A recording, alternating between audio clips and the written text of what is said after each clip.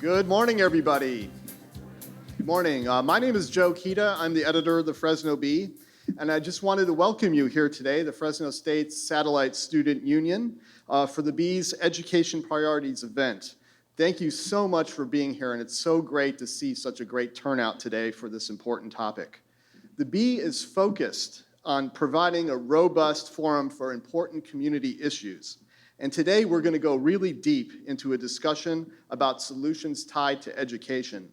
What can the community do to improve educational outcomes?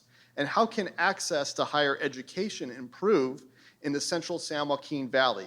We're going to look into those issues today. We have an exciting program with a keynote speech from California State University System Chancellor Dr. Timothy White, and we also will have two panels. One on early education through K-12 education, and another covering higher education. We would like to thank Fresno State for hosting us today and serving as a presenting sponsor. So before we begin, I would like to introduce and invite President Dr. Joseph I. Castro to say a few words. Dr. Castro has served as president of Fresno State since 2013 and is an inspiration to many in this room, including myself.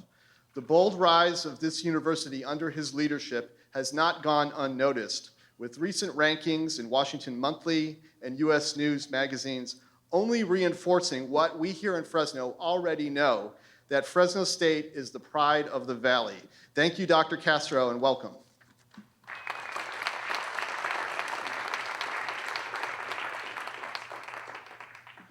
Thank you, Joe. Welcome to Fresno State. I think I'd like to capture what Joe said and have that be put in the Fresno Bee. Would that be okay? For those of you who are in the audience who are new to the Central Valley or live elsewhere, we're pleased to welcome you to Fresno and to our beautiful campus today. With a 108-year history and 8 exemplary colleges and schools, Fresno State graduates about 6,000 students each year who become engineers, teachers, healthcare specialists, farmers, economists, construction managers, lawyers, accountants, and even the chancellor of the CSU system, who you'll hear from shortly. Our graduates are the future leaders of our region and our state. About 90% of our students are from the Central Valley, and nearly 80% of our graduates remain in the region after obtaining their degrees. Each year, academics, research, and social mobility at Fresno State have steadily garnered more attention with the release of national rankings, including the ones that Joe mentioned. And the one that, for me, is the most meaningful is the one in Washington Monthly, which ranked us number 24 out of 395 public and private universities all across the nation. And this is the 4th year that we've been ranked among the top 25 and the 2nd consecutive year at number 24. And these rankings are based on 3 pillars: social mobility, research, and service. And we're very proud to be recognized as a leading public university in the nation for expanding educational opportunities for diverse students and conducting research that benefits all of us. And just as importantly, these rankings place a premium on public service, which we know transforms our surrounding communities. Today's California Influencer Series event focuses on education. And I'm proud to say that Fresno State has roots dating back to 1911, when the doors of the Fresno State Normal School opened to 150 hopeful teachers. And fast forward to today, our student population is nearly 25,000, and the university continues to honor its historical roots by preparing more K-12 school teachers than any other public university in all of California. And in 17-18 alone, in collaboration with the Chancellor's Office, we prepared about 700 new teachers for the Central Valley and beyond. And through our Kremen School of Education and Human Development's dynamic partnership with the California Teaching Fellows Foundation, more than 900 Fresno State students are employed as mentors each year in K through 12 schools throughout the Central Valley.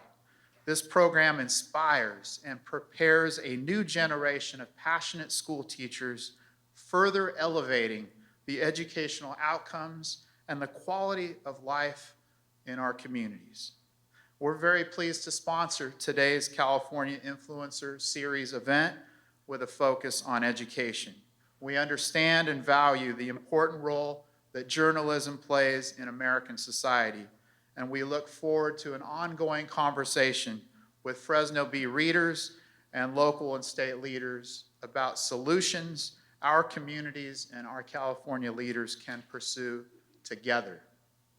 It is now my great pleasure to introduce the co-founder of Radio Bilingüe and a member of the California State Board of Trustees, Dr. Hugo Morales. He is a Harvard University graduate, a 1994 recipient of the MacArthur Genius Award. I'm putting the genius in there.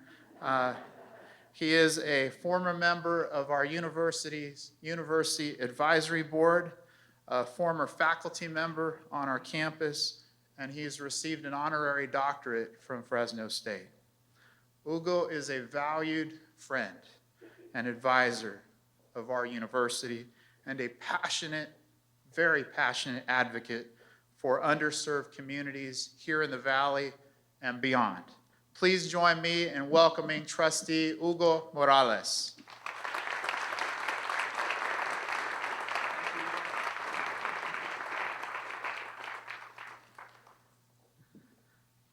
Thank you, President Castro. I think this must be the first time where a Latino native of our valley introduces a Mixteco from Oaxaca, English learner, immigrant, trustee. So thank you, Joe. And this will be the first time in history as well that this Oaxaqueño introduces the chancellor, who himself is a proud Latino. So history is being made today. There is a lot I could say in the introduction of Chancellor White, but I'm going to leave it very, very short because we want to hear from the chancellor.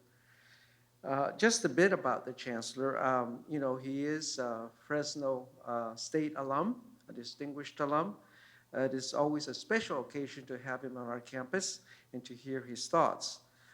Before coming to Fresno State, he studied at a community college in the Bay Area, and then earned, after finishing Fresno State as a distinguished graduate, he went on to earn a doctorate from UC Berkeley, and then joined the faculty at UC Berkeley in the Department of Human Biodynamics, which he later chaired the department. So 7 years ago, he joined us as the chancellor of the CSU, the leader of our system, after serving a few years as chancellor of UC Riverside.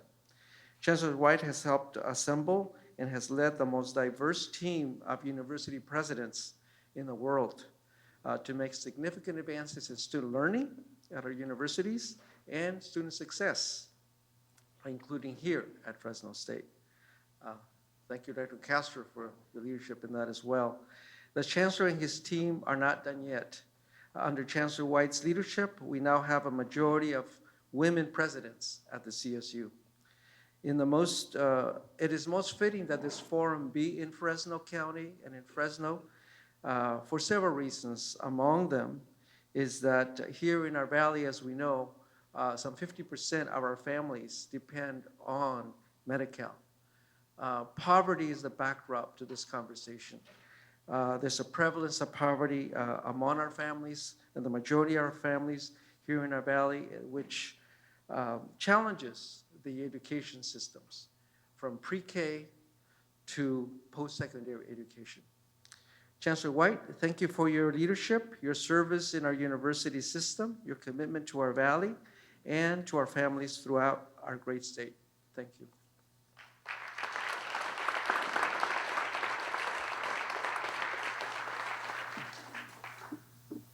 Good morning. Thank you, Joe. Thank you, Joe. Thank you, Hugo.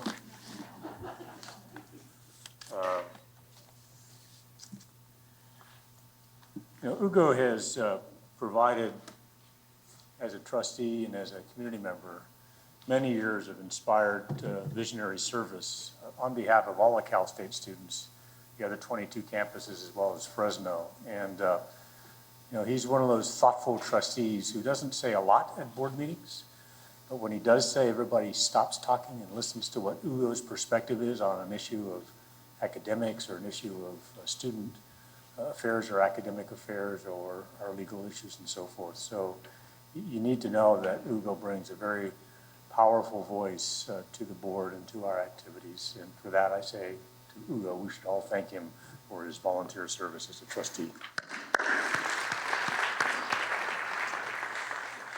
It's always great to be back home. I guess I'm not talking out of my belly button. I should talk out of my mouth. Okay. Sorry about that. I guess there was a height differential between. So 52 years ago, 1967 is when I first set foot on the Fresno State, then college campus. And I can hardly believe it. As a teenage kid, an immigrant kid from Argentina, low-income family, first in my family to venture beyond high school, trying to figure out my course schedule and where I was going to park my car, where actually Bulldog Stadium is it was all open fields back in the day, and no charge for parking, Joe. But when it rained, it was a real mess, let me tell you. Finding my way socially, and just thinking back, maybe it's because of the years I've been in higher education, but reflecting on that, I didn't realize at the moment it was transformative. But looking back, it really was. I was reminiscing last night at a gathering that Joe had with my friends about my first visit here. And a fellow bigger than me and I came down from the Bay Area where we lived and in my Volkswagen 1961 blue Volkswagen Bug. This is the one that had before there were fuel gauges. You'd run out of gas, you'd kick something underneath the dashboard and you'd get another 10 miles. And you'd forget you kicked it, and so then when it ran out of gas the second time. We slept in that car with our legs out the driver's side and the passenger side. And the next morning, we were pretty upset about Fresno because we were entirely eaten by mosquitoes from the knee down. That was my early memory of this place. But then I was reflecting this morning that when I came in the fall of '67, it was a week before my apartment was ready over on 6th Street. And my folks drove down as well. And I stopped and I spent the week at the Motel 6 on Blackstone. Back when Motel 6 meant it was $6 a night. True. My mom is stoic. And as they pulled away, I came a week early because of water polo practice before my room was ready. And my mom was stoic, and it's the first time, and I think the last time in my life I saw her cry as they pulled out. And my dad pulled that car back a little bit and stopped and got out and came over and he stuffed $5 in my jeans and said, "Son, just in case." It was like it was yesterday. And I think about that sacrifice that they made leaving Argentina and everybody they knew, their entire family, jobs, everything they knew in the world, to give a chance to this kid to come. Originally, weren't able to stay. We had to go to Canada for a while, and then we finally got into the Bay Area when I was 9. And I think of that sacrifice that they made and how many people that live in and around the greater Fresno region are making different but similar sacrifices for their kids to give them a chance at education and all that it brings, all the hopes and aspirations and all the economic and social and quality of life issues, not only for the students and when they become alumni, but for the entire community and region. And I think that's what we're about here today, is that set of tears and that $5, which was a lot of money back then, gas was 18 cents a gallon. So for my dad to give me $5 meant they went without. I worked at Fig Garden. I was a state lifeguard at Millerton. I coached swimming at Roosevelt High School. And I worked for one night at a gas station on Blackstone, and I got fired. And it was an important lesson there. So part of education is what happens in the classroom with your faculty, but part of it happens around that classroom. And I needed the job, and back in those days, you pumped gas, cleaned windows, checked oil. And my first night there, I'd been on the job for about 6 hours, and there was two of us, and a big car drives in. My water polo buddies came by and made me wash their windows and all that stuff. So there's a bunch of ribbing going on. And this big old car came in, a Lincoln, and the other guy just waved me off. He said, "You've been working hard, just stay in the office." Turns out that was the owner. And this guy, who was on a different career path because he didn't go to college, was actually annoyed with me, this young, tan, athletic, silly youngster. So he set me up. He said, he knew who was driving in. The guy was driving in to see how the new kid was working out. I stayed in the office. And then the next morning I got a call at 8 o'clock from the boss. He says, "You're fired. You didn't come out to my car last night, and there was $20 missing from the till." So I learned a lesson there, that you have to, when you commit to doing something, you have to fulfill that commitment. And my commitment to that guy was, for every car, I would go out and welcome and do what gas station guys did then. And so again, this whole journey of our young men and women today at Fresno State are going to go through different but similar experiences that form that work ethic, that understanding of how society works, have some fun, create those professional dispositions that then allow them to go on and become their life's passion and contribute back to the San Joaquin Valley. So these issues of authentic access to higher education really are very real for me. They're life-changing opportunities. They resonate, as I just told you a few stories, very deeply with me and with my family. And I'm pleased to be here today, and I appreciate McClatchy and the Fresno Bee and Joe Castro for having me on campus. I think access to higher education, has always been important, but has never been more critical than it is now. Careers that don't require a college education of some level are increasingly smaller and diminished, and will always be at the lower end of salary and compensation. Particularly, and it doesn't matter whether you're going into the high-tech fields and engineering, the whole notion of technology and quantitative reasoning is going to be true in every business, whether it's a mom and pop retail store or manufacturing plant or transportation, logistics, energy, and the list goes on. Higher education has always been an escalator, if you will, of social mobility, but given our fast-changing workforce and the sort of jobs that will be out there in the future that we can't even imagine today, but will be here 5 and 10 years from now, require people that are able to be nimble and adaptable to that environment. And this all is happening during the wonderful diversification of our communities. The enrichment that comes from people who come from different places with different race, religion, age, economic background, political beliefs, et cetera, create that richness of a community where we come together, sometimes initially thinking there's differences, but have that wonderful opportunity, particularly at a university, to find out all those things that actually are common among all of us, and then to learn how to respect those things that are different, but that they don't pull us apart. And I think that's a real important part and a real strength of Fresno State and the Cal State universities across this state. Given the dynamics of today, our work is to make a commitment, it's really a moral obligation to authentic access that's affordable to our students and their families, but that's also affordable to the state of California, which means you and I, the taxpayers of California. But it also has to have high quality. And in order to make certain that it gives the skills, experiences, and dispositions that are required going forward. And it has to provide that regardless of a student's and their family's background, their gender, race, ethnicity, all of that, the quality of their K through 12 experience and so forth. It's really a critical issue for the state, and as goes California, goes the nation.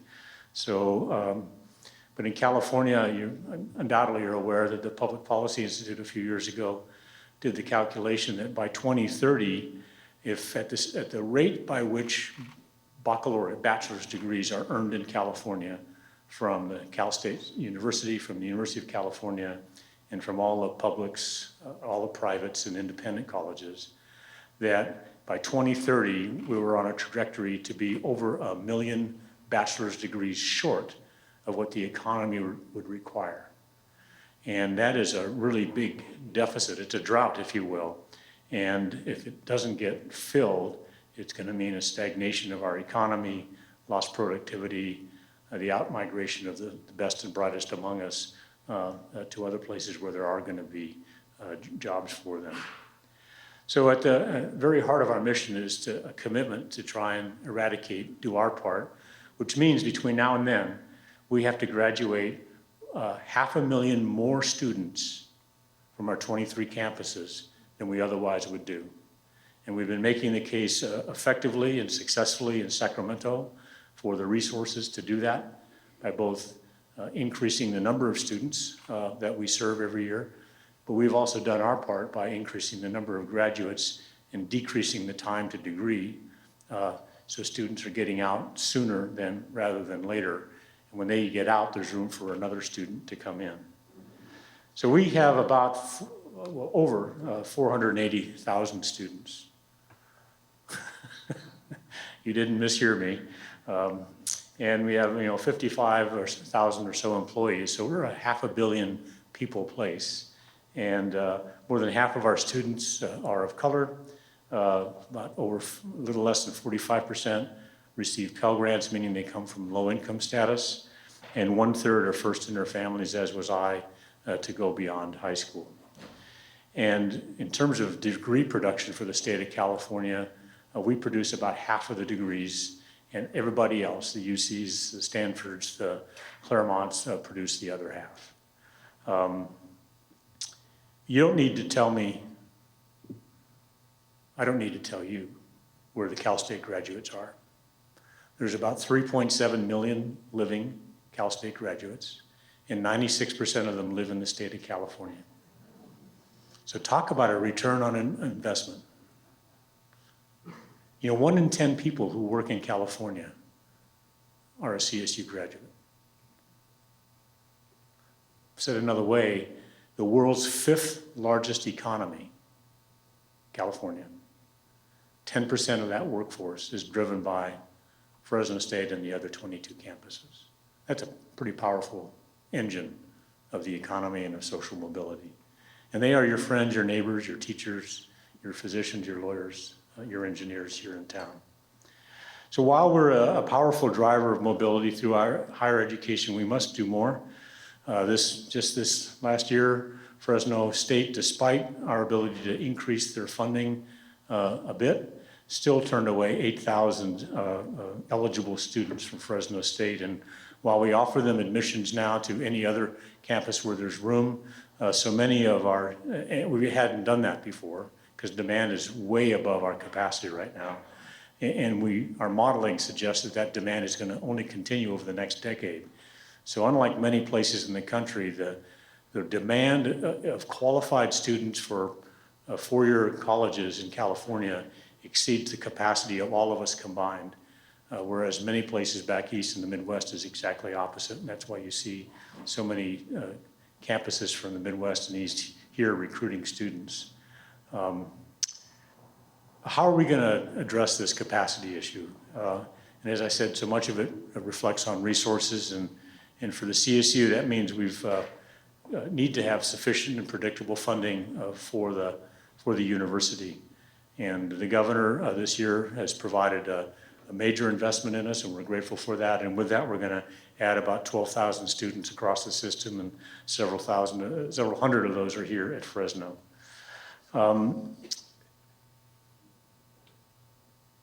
Access, however, getting in, however, cannot be our goal. Our goal is to get them out, right? and to make sure that they have genuine or authentic access, meaning that when they arrive at Fresno State, they can find the courses they need at the time they need them to make timely progress degree around their life's realities. It means there needs to be academic support for our students. In addition to the faculty challenging them, we have to support them to succeed. We're never going to lower the bar, but if you are first generation and you're taking organic chemistry and you stub your toe and you don't have an uncle or a sibling to say, hey, I screwed up that organic chemistry exam, what should I do? And they go, what's organic chemistry, right? So we have to provide that level of support on campus. We have to make sure that we help everybody learn how to learn and then be successful. We've been more efficient and better at doing this. We've changed some policies, sometimes with a little bit of controversy. There's one policy I want to tell you about, is that we used to have courses that were called remedial courses. Now, this is an agricultural community, and you know when there's a horrifying toxic spill of chemicals on the ground, you remediate the dirt, right?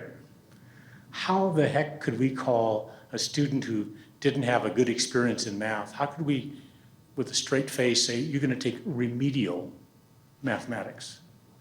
So we changed our policy. We said, if somebody comes in that's soft in math or soft in writing skills, you're gonna take a course, not a remediation course. We don't actually even use that word anymore.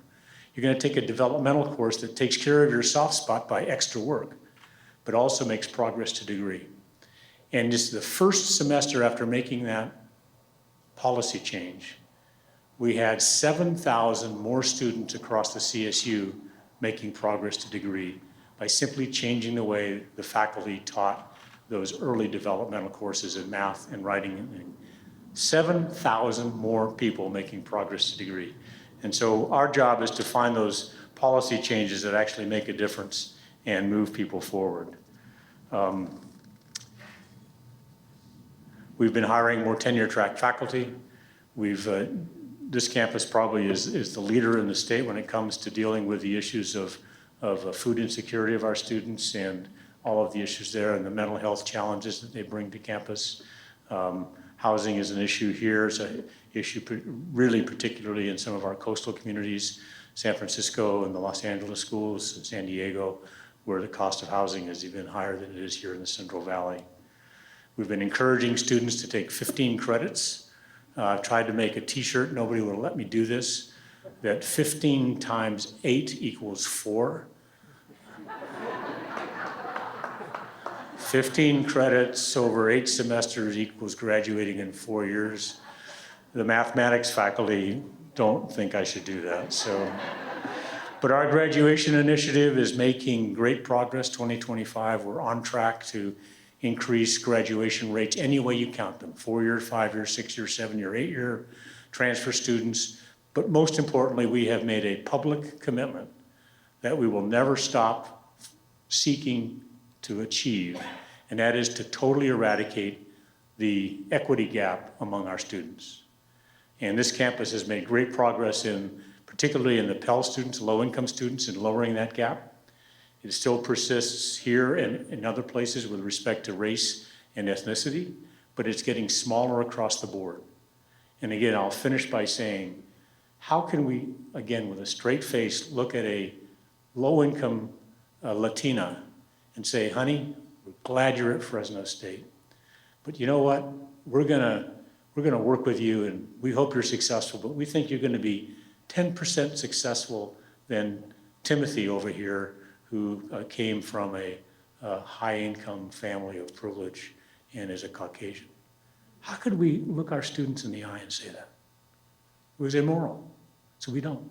We say we're gonna work day and night to challenge and support our students, again, regardless of background, to get their degree as soon as they can. Some are raising families, some are working, some are taking care of elders, some are doing all 4, and it's not possible to get your degree in 4. I'll finish by saying, we can't do this alone. We need the cooperation, and Joe and the education leaders have been working in ways that haven't happened in a long time in the Valley.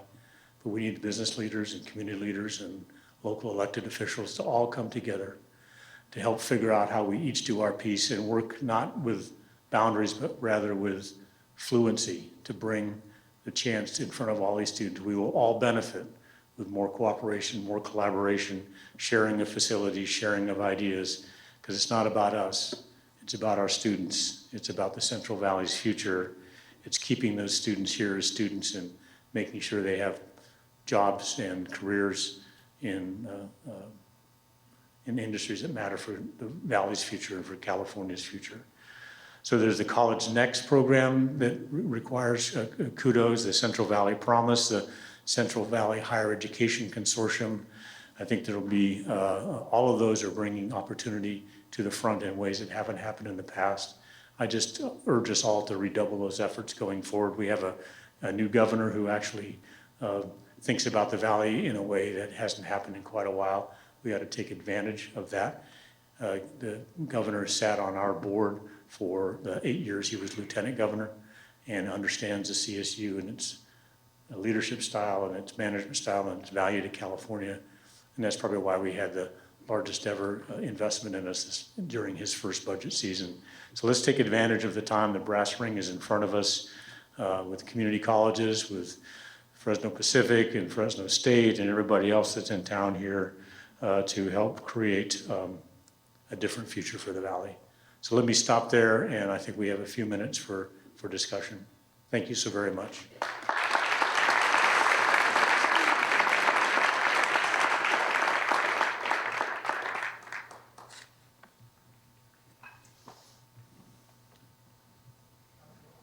Yes, please. Since there are so many graduates who go into the community and lift everybody up, then how is it that we can have a policy of impaction and forego increasing the capacity of the university so that we have more of these great people go back into the community? Yeah, wonderful question. You know, I picked on the word, the horror that I have for the word remediation. I have equal horror for the word impaction. It is the last choice route that many of our campuses have had to take, either for all of their programs or for selected programs within. And it comes down to this capacity issue. And that comes down to an issue of resources.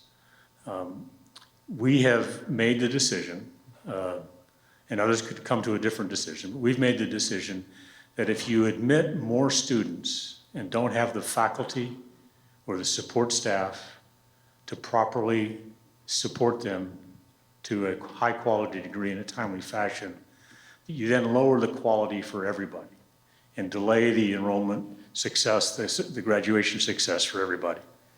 And so, as horrifying and as difficult it is to say no to somebody who meets the minimal qualifications, it is actually better for the community, not for that student or her family, but it's better overall for the current students and the alumni because they have still maintained a high quality environment. We use this issue to our ability to garner more funds from the state of California to then decrease the amount of impaction that we have across the system, including Fresno. The other way we could solve that issue would be to raise tuition. You know, tuition at the Cal States is $5,472. It is raised once in 9 years. Despite what you often read that tuition is going up all the time, it's only gone up by $270 one time in 9 years. And we want to keep that low because we don't want price to be a factor.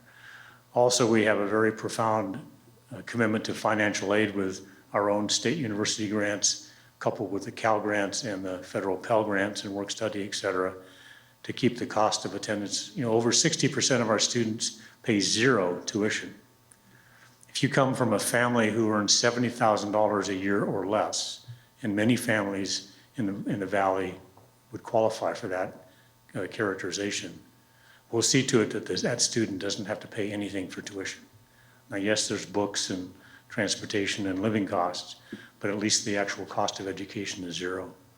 But at the end of the day, the more we can get resources into the system, we can build the capacity and then enroll more students who meet the minimal qualifications. And that's our goal with this new governor. Thank you for the important question. Hi, Fred. Nice to see you. Oh. He's being kind. You should have seen him when he was a regent and I was a chancellor in the UC system. He was tough on me.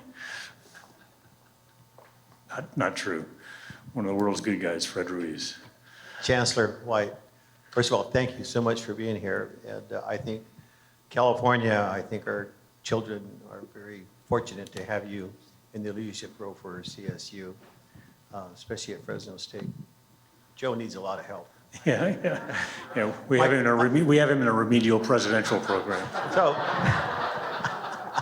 that's our he'll excel. So my question is, you brought up a number of different key points, but you mentioned ROI, return on investment. Now, I have a business background, and everything that we do is based on the return on investment. And we want to grow, and we grow, but there's a return on investment for the things that we do to make that happen. Is there any way that higher education can come up with key measurements so that, in effect, the money that is spent, because I agree with you, we need to spend more money on higher education, but what is the benefit and how do you measure it? Is it, can you say we're going to increase our graduation rates by 50% or things like that within a certain period of time? I mean, things like that I think are very important for you to get the support that you want, other than just saying, well, we're going to raise taxes. Exactly right. We hear that all the time. It's scary. Yeah. So can you talk to that a little bit, please? Certainly. So the ROI can be done sort of an economic analysis. And when we do that, we say to the state of California, for every dollar the state puts into the CSU, it gets $5.70 back. So just on I don't know what your savings account does at Wells Fargo, but I don't get that kind of a return on my savings account. So there's that economic one. But we also then committed to this, and it turned out to be the right thing to do for our students, but it turned out to be the right thing to do for the public at large and for our elected officials.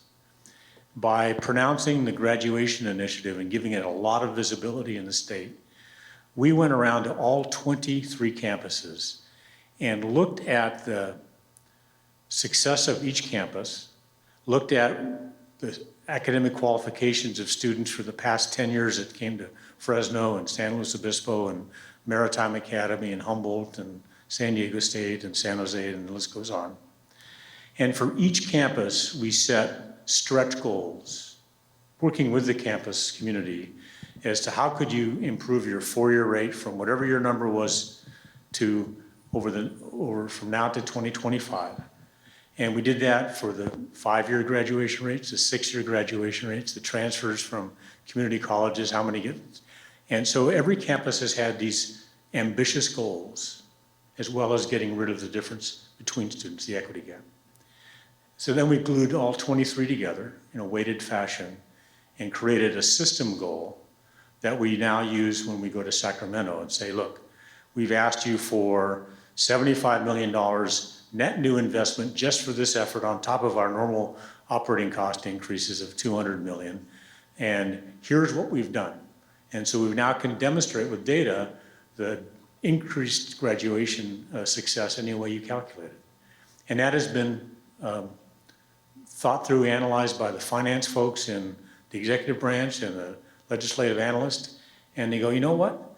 This is a smart place to put our money because we're getting a return on it.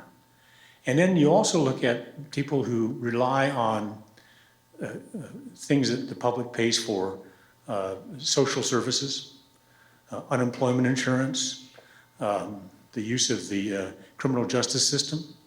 And there's bad folk and needy folk who have a college degree, but there's a lot less of them than those who don't have a college degree.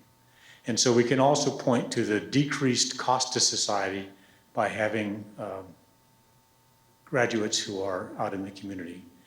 And then finally, I would say that it's the quality of life. And so you have people who have, are sitting on the education board or the Parks and District or the law enforcement oversight committees who actually have the ability to reason and think analytically about what's working in the community and what's not.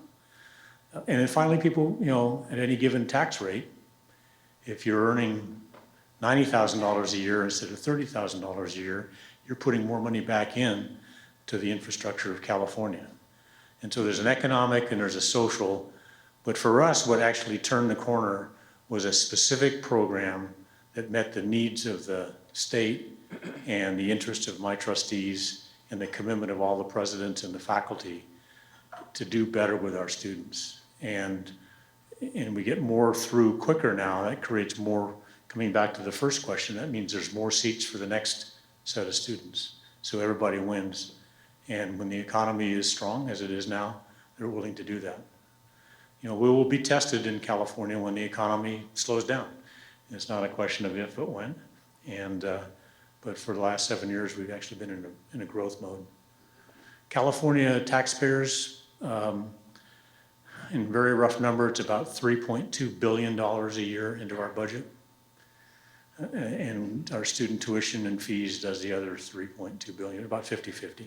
Any given year, it may be 45-55. But so, the state has half the freight and our students have half the freight. And in some respects, nobody likes to pay tuition. Nobody likes to pay for things, but there's a public good and the state's paying a piece of it to have an educated citizenry. And then there's that private good, the family good of a degree and a better quality of life. And so intellectually, there's some balance where everybody has a nickel in the game. So thanks, Fred. I think, and I know the new governor, when I listened to his first budget speech back in January, whether it was prisons or housing or roads or parks, he said, I don't mind investing in you, but you better be accountable for those dollars. and I think the public at large wants to know that my tax dollars are going somewhere. What's it doing for me? That's a fair question. And if we can't answer that, then we don't deserve the dollars. So I think there's a hook that's going to pull me off the stage like at Barnum and Bailey. I want to thank you for the time this morning, and good luck with the conference. Thank you so much again to Dr. White for being here today. Let's give him another round of applause here for Fresno. That was fantastic. So now we will be moving on to our first panel of the day, and I wanted to introduce Jim Boren. Jim is the Executive Director of the Institute for Media and Public Trust at Fresno State, and also he is my immediate predecessor as Executive Editor of the Bee. He is a friend and above all a mentor to me. And so Jim's going to come out, he's going to moderate our next panel, and he's going to introduce the panelists. Welcome, Jim.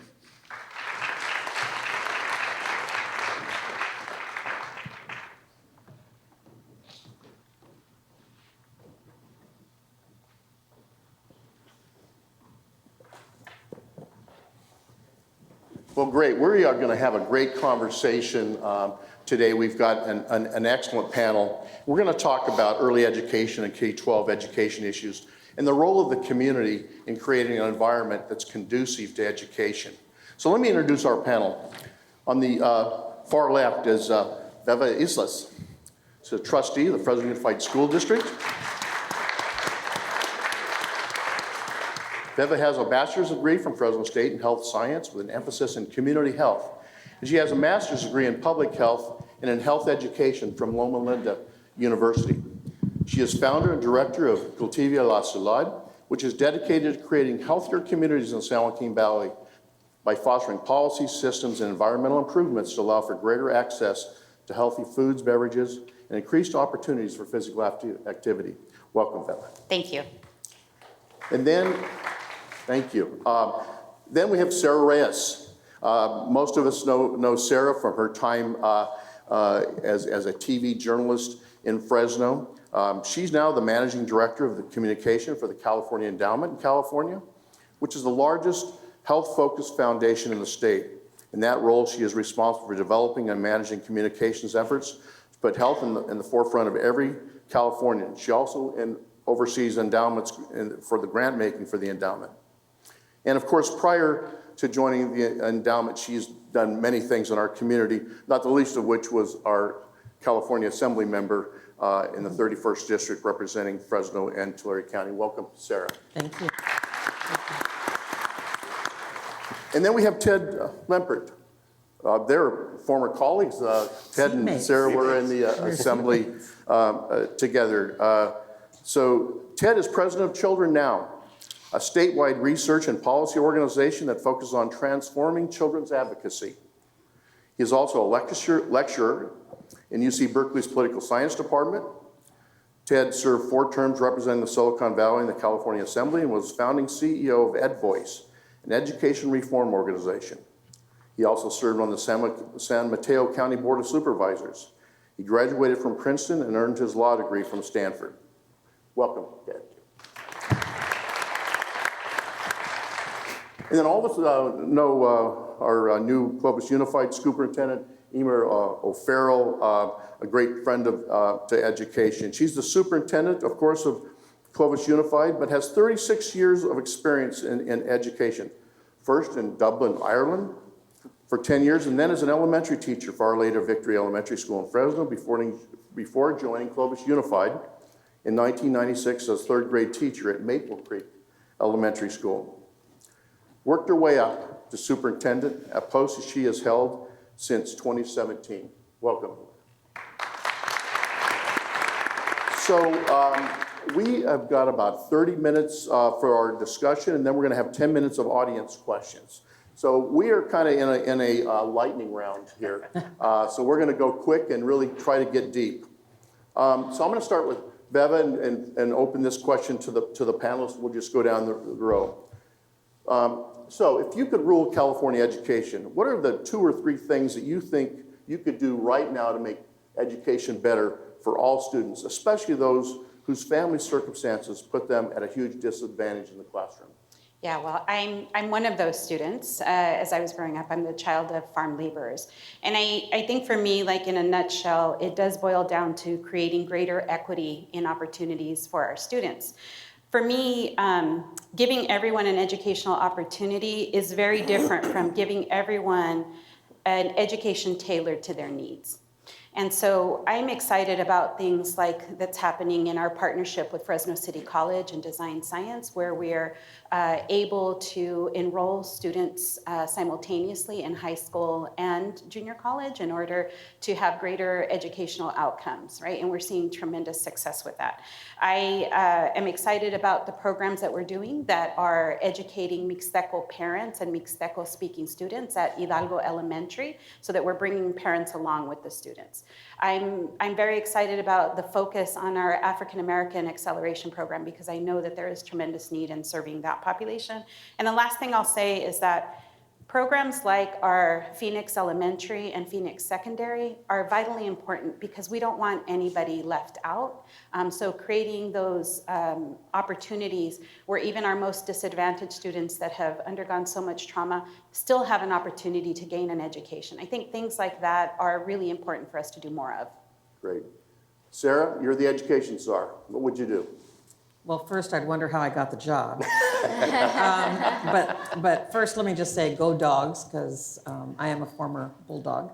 But, you know, we've done a lot of work. I've done a lot of work in the legislature when Ted and I served in education, and now our work through the California Endowment. And for me, when we talk about graduation rates, we just heard the chancellor talk about graduation rates and increasing graduation rates. And we do that a lot.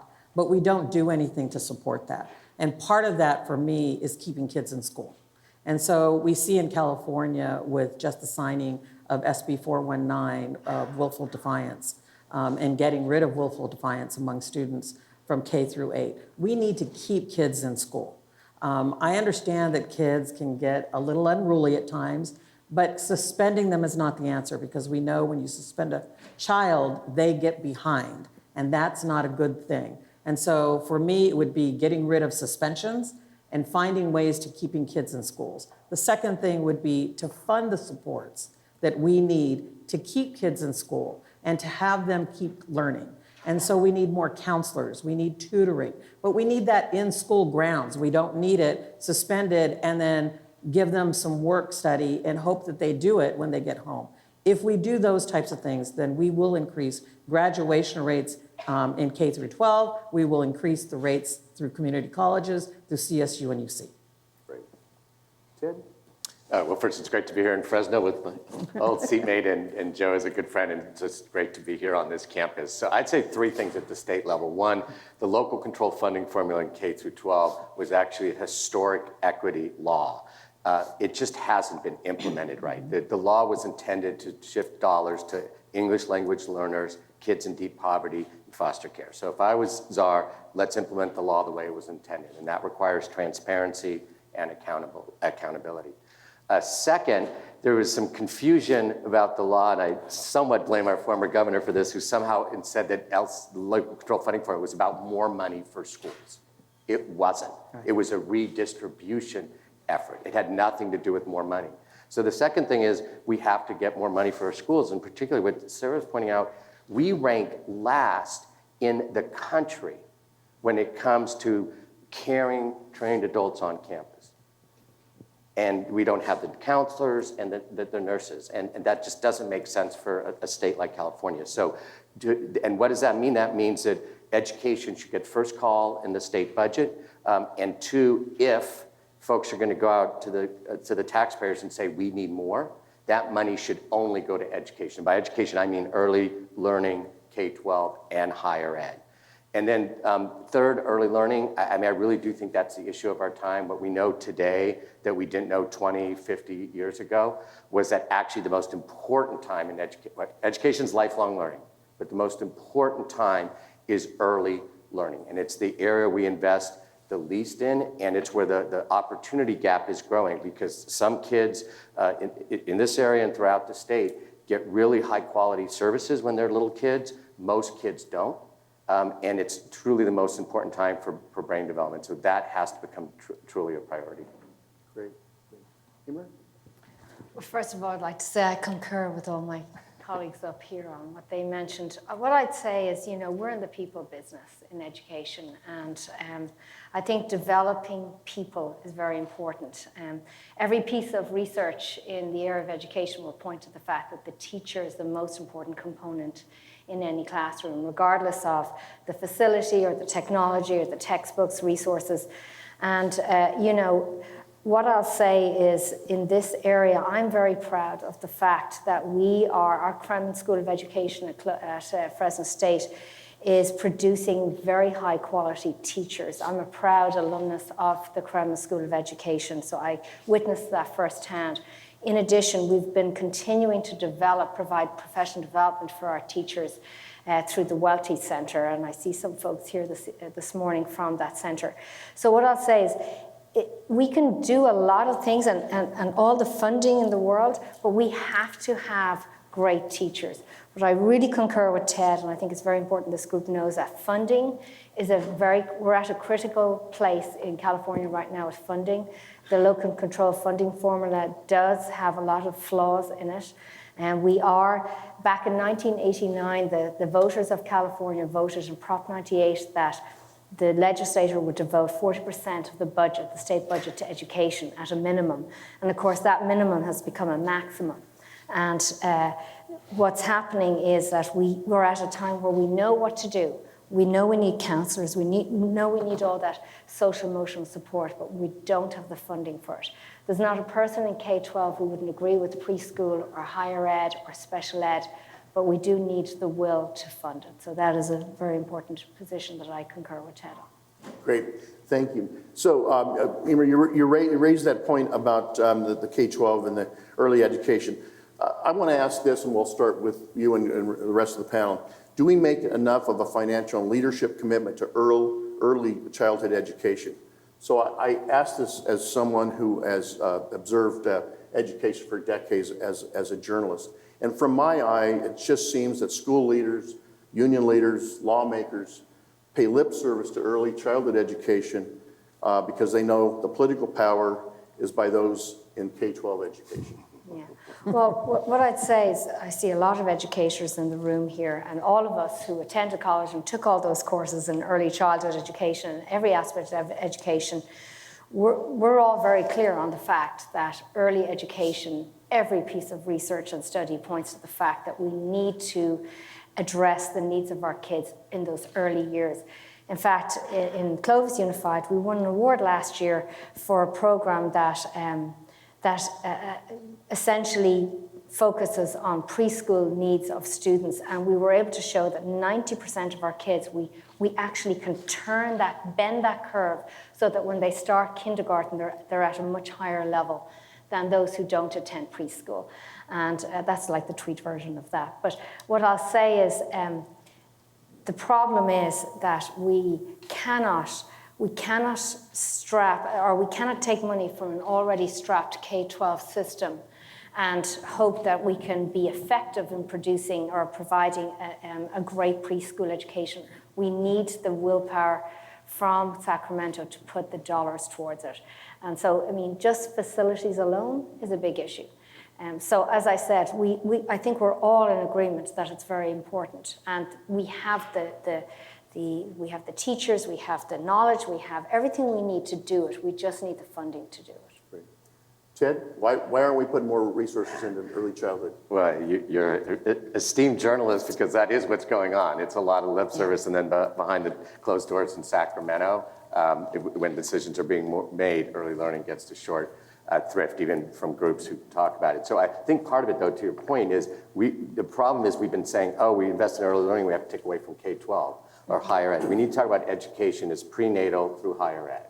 And we need to face the facts that California, even in higher education, where we were the supposed leader, we're now around the middle of the pack.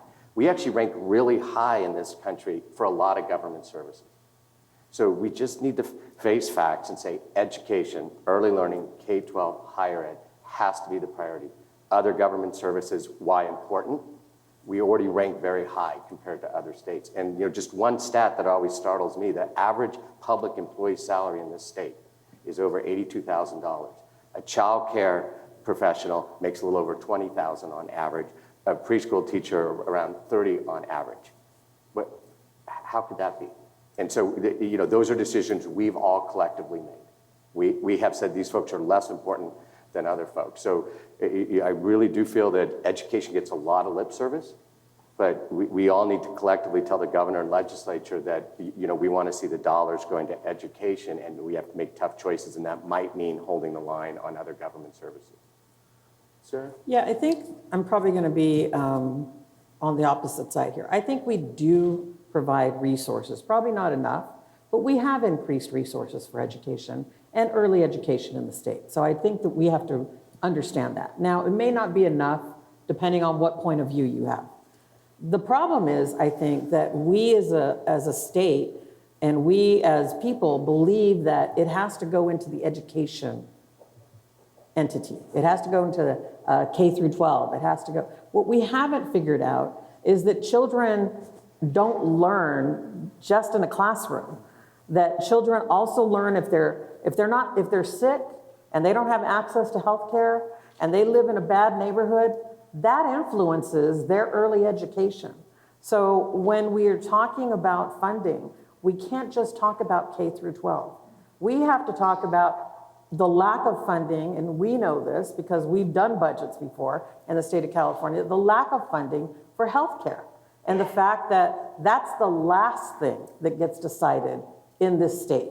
And so how do you educate a young child if they have to stay home with the flu or that they are in the hospital? How do you do that? Or that they don't have access to go to a hospital? So I think we have to look at the whole child and not just one entity to fund. And that's the problem that I see in California, is that we're just saying, let's fund education. But education doesn't provide you health care. Education doesn't provide you a place to be safe after school. Education doesn't help your family who's working night and day to make ends meet, to help you learn how to read or write. So how do we fund those other things that also help with early education? I would agree with all the panelists, and I would say that, one of our struggles in early education is that those early grades, we see the highest absenteeism, right? And so I do think it gets back to many of those things that Sara was just commenting on. How are we supporting young families and young children? There's a lot of discussion about taking kindergarten to full day, and I think that would, in many ways, help alleviate. I don't think it needs to be rigorous, like reading, writing, arithmetic that a kindergartner has to go through.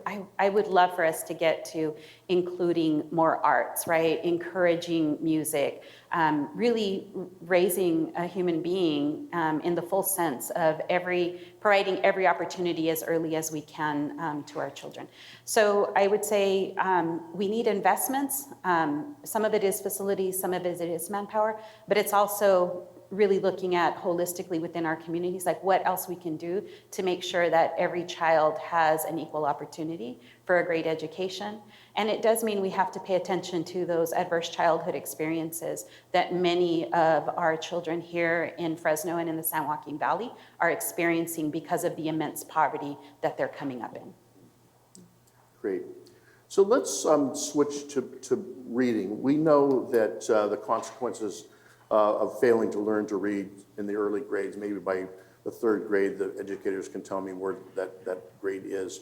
But if we can use data to pinpoint this period using student performance data, why don't we put more resources in that period and just triage that and say, look, if you're in the third grade, we're going to make you read. You're going to have every opportunity. We're going to bring all the resources there to bear. Because clearly, if you can't read early, you're not going to probably be reading late. Should we start with Eimear? Okay. So as I'm reflecting on the question, I'm thinking, in Clovis Unified, where I work, we do actually put a lot of emphasis on teaching students to read. We do agree that if our students aren't reading by third grade, we don't actually need to look at the research. We can see it. Kids struggle later on in every subject area because you need to be able to read even to be successful in math, which sometimes people forget. So we do put a lot of our effort into the K through third grade area. For example, that's an area you'll see in most of the school districts around here that we have the teacher-student ratio is a lot lower than it is further up. We do, I know in our district, put a lot of effort into providing professional development for our teachers. We monitor how our students are progressing, and we, across the state, I know that there's a lot of emphasis on MTSS, multiple tiers of support systems in schools to intervene, put intervention programs in place to target reading in those early years. So I think, again, there's a lot of expertise in that area. We know how to do it. I mean, it's not rocket science. We know how to teach kids to read. Again, it's being able, like Islas was saying, or Veva was saying, that we need to be able to dedicate the resources to those areas, pinpoint where we need to put our resources and put them there. And I know funding is an issue across the board. We have to prioritize. And you'll see in kindergarten classes across, I know, because I talk with, Andy Alvarado in Central Unified and Bob over at Fresno Unified and Adela in Sanger. We talk all the time about how we're prioritizing reading in those early years. So it's just, again, a question of prioritizing the funding. Right. So let me go to Veva representing Fresno Unified on the school board education, then we'll go to Sara and Ted. So you're putting resources into those early grades to teach them to read. So if they're not reading by the third grade, we just pass them on?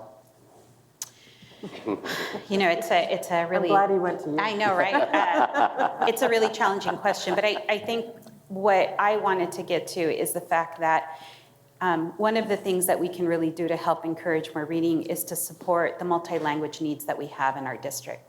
So if we want our children to read, we want to help promote the literacy of their parents, whether it's Spanish or Arabic or Punjabi or whatever it is. If they're reading, even in their native languages to their children, it's very beneficial, right? So I do think that one of the things that we can do strategically better is helping to support the literacy of our parents and putting them in a position where they are reading in whatever language to their children. So back to your question, I think it's really hard. It's something we deal with a lot in particular, our students who are having to be redesignated. So the risk is if we are redesignating an English language learner too early, is that they're losing valuable supports, right? If we're redesignating them too late, then they're missing the college admission courses that they need in order to advance. So this is a real conundrum and something that we're struggling within our district. I would say that, again, it just emphasizes the point earlier about that we do need to figure out how to do it better. And I don't have a magic bullet that I wish I could. I wish I did, yeah. Thanks, Sarah. I think it's easy to say you have to read at 3rd grade. That's an easy thing to say. It's a harder thing to do. Sure. And I want to go to what Veva just mentioned, and that is, you know, I have a nephew. He's now a dad of 2. And, you know, he read because my mother read with him. And at night, she was an avid, she just read everything. And so at night, she would sit down with her book, and she would make sure he had a book. And she would sit there and read a couple of hours before bed. That made him an avid reader. It wasn't the classroom, it was really that support at home. And now he's done that with his children, who are Clovis Unified students. They give a good education, but it is that support at home that reinforces the education they get. And what Veva said was really, really critical for people to hear. And that is, if we don't have the supports for the families to be able to have that opportunity to help their child learn and read, we're still going to be struggling with 3rd grade reading levels. And I think that we have to recognize that not everything can take place in a classroom. They are not the end-all, be-all to life. They are helping, but you also need parents to help, and parents need supports to be able to help their children read. And that is so critical when we're talking about getting children to read in 3rd grade. Great. Ted? Just 2 quick things, just to agree with everything, but you know, every kid has their own needs, and to get kids reading by 3rd, we have to be conscious of that. We have a lot of English learners in this state, and we have actually really strong English learners roadmap that we need to implement and make sure that every kid, regardless of their unique needs, is getting that extra support. So they're reading by 3rd grade. And then I don't want to take away the focus on reading, we got to keep it there, but what we're learning and a lot of the research shows is that early math skills are just as important, and that if the kid doesn't have those strong math skills, or you know, basic math skills by 3rd grade, that's actually even a better predictor now of future success. So keep the focus on reading, but also, you know, key early math skills. Great. So as I said at the start, this was going to be a lightning round. I just got the signal that our time is up. Believe it or not, we went through 30 minutes very quickly, but we have 10 minutes now for questions from the audience for our panel. So I think that there are going to be mics available. So if you would queue up, look for mics, and whoever's holding the mics, let them. There's one here, and so we have. Go ahead. I don't think the mic. I think the mic's not working yet. I'd like to say thank you to each of you for sharing your wonderful knowledge, and I'm particularly taken with the concept of reading by 3rd grade. I know it's very important. I think probably everybody in this room already knows that, and I have a dozen or more friends that would be happy to come and help work with students who need help with reading. Probably the people I'm thinking are all college graduates and have raised their children like Sarah's nephews have been raised. But I also know that security in the schools is extremely important, and they don't know how to go about becoming volunteers or helping with getting our third graders across the board, across the community to read. Any thoughts? Who wants to take that? I'll take it. I'm glad that my colleagues here brought up the importance of that partnership with parents and with volunteers, like this lady was saying. I know that all of our teachers love to have volunteers helping in the classrooms, particularly at the elementary level. If you go to any school, I think in any of our districts, you'll find that there's a lot of volunteer help. And so I would encourage you to talk to someone in your district. We don't tend to say no to help, especially when it comes to reading to our kids and helping teachers out with reading groups and things like that. And I think that partnership with our parents and our community is very important. Great. Other panelists want to weigh in? Well, I would just say that I would echo that there are a tremendous amount of needs, and volunteers do play a critical role. I wish that I could tell you with certainty like there is a pathway for individuals wanting to help students read. I'm sure there is. I've only been elected since December, so I'm still going to have to figure that out. But where I will tell you, and this is something that is a particular passion of mine, is that our students aren't going to learn if they can't get to school. And where we need a lot of support and where volunteers could actually play a huge difference is in crossing guards. Many of our schools do not lack the infrastructure that allows children to walk or bike safely to school, and if they can't get to school, they're not going to learn. So I feel like if there's anybody there that really has a few extra hours in the morning that would like to help volunteer to do that, it would be tremendously beneficial. Great. They're the experts. Okay, great. So next question. I want to thank you all. Most of the focus I find is from pre-K on. And Ted, you mentioned prenatal. Veva, you're looking for a silver bullet. Some of you know what I'm about to talk about. The key is conception to age 2. Educating our students before they engage in sexual activity on the biology of why conception to age 2 is so critical would cut in half the need for intervention programs. Virtually everybody in state prison and the jails had a negative conception to age 2. And the reason it's so critical is that's when the learning mechanisms in the brain are developed. And if they're not developed, it's really hard to learn when you get 3, 4, 5 or older. And I would encourage, what can we do to ensure that there's a sex education curriculum that's required in the last few years, to expand that to include the biology of why conception age 2 is so critical, because that's influencing the future of that child. If it's a positive time, they have a very positive future, and we don't spend tax dollars on them. And FYI, for the audience, out in the lobby next to the coffee, I have a Valley Voice piece. It's one page that summarizes this in a longer paper that gives it more extensive. You're welcome all to have it.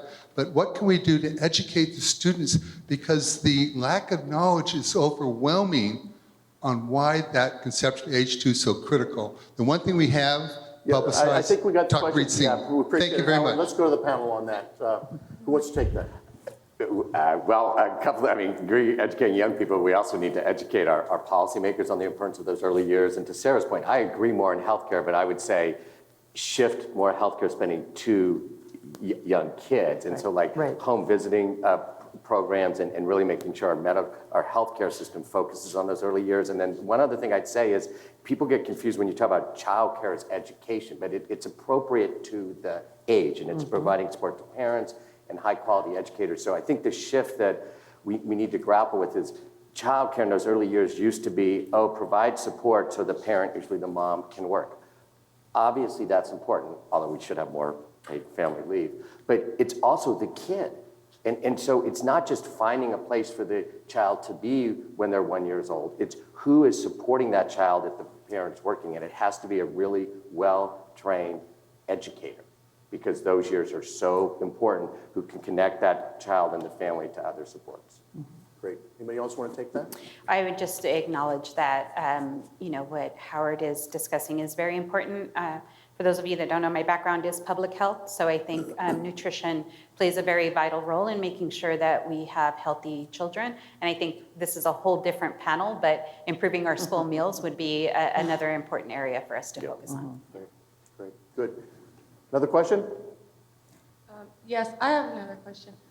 So I have a fourth grader, and from pretty much second grade, I had talked to her teacher and consistently asked how she's doing, how she's doing, how she's doing. She didn't notify me until third grade when her teacher saw that her grades were dropping, and I didn't understand why, even though as a parent I was giving communication, that the teacher wasn't communicating well. And ever since then, I communicate with the teacher. I say, my child's behind. What do I need to do together as a partnership to get her to grade level? And for some reason, the teachers don't communicate well enough to me a proper stance on what we can do as parents and teachers to create a partnership to help educate our kids with reading and math. Because like you said, both of her grades in those are a partnership, and if she's failing in one, she's failing in the other. Great. Eimear, that might be a good one for you to take. I couldn't agree with you more, Cynthia. That partnership with parents is very critical, and the first thing that we always talk about at back to school nights is communication. And you know, we have great resources now. We have computer programs where kids and parents can look on their phone and see how they're doing. We have email so teachers can get information out very quickly to parents. There's really no excuse nowadays in 2019 for communication not to be at a great level, and for a parent to know if their child is slipping or is not performing as well. There's no excuse. So I would just say, for me in our district, that's something that's a non-negotiable, really. I'm hoping that it didn't occur in our district, but that's something we strive to really encourage our teachers to communicate. We hold them accountable. It's not okay for a parent not to know until you're up at halfway into the semester or something like that. So how do we arm the parent with the right tools to make sure that if they are not getting the feedback that they believe that they need? Can I answer that real quick? Because Ted talked earlier about the dollars in the local funding, the local control funding formula being dedicated to specific groups of students. And one of the things that we've been spending our supplemental grant dollars on is educating parents. So we started about 4 years ago having parent academies, and it's morphed into a lot of topics. Right now we're talking about vaping and opioids and things like that, but we talk about what Cynthia was talking about, the communication with the teacher, how important it is, teaching our parents how to navigate the system. We have many parents who have never navigated the educational system before and don't understand maybe don't lack the confidence to communicate with a teacher. In Clovis, we've really focused on providing bilingual support for all of our parents through the school, so that if our parents don't speak English, that we have somebody else there who can communicate. So parent academies and whatever you want to call them, parent education has become a key part of that triangle of success that we've been talking about. Great. Anybody else want to talk about that? Well, I would just echo that at Fresno Unified, we also have Parent University, and it's for that expressed intent as well. I think any dialogue between parents and teachers is extremely important, and that there's a need to have opportunities to develop those relationships where honest conversation can happen. So I would just encourage parents to please continue to stay involved in their children's education. Their voice is very important, and we as institutions need to make sure that we're creating really authentic ways where they can engage in helping to inform us about how to be better. We are at the end of our time. Thank you very much. I like the audience to thank Veva Islas, Sara Reyes, Ted Lempert, and Eimear Farrell. Thank you very much for your... Great. Thank you. Thank you. So as our panelists go off, I am going to introduce our next speaker. Whoops, sorry. It's my pleasure to introduce a person I've worked with for a long time before I left the Bee, a great person who's passionate about education and all things in our community, the president and publisher of the Fresno Bee, Tim Richie.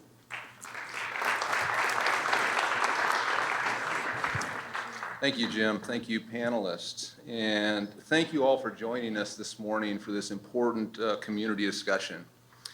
I'd like to say a special thank you to our sponsors for this event, our supporting sponsor, State Center Community College District, and our presenting sponsor, Fresno State.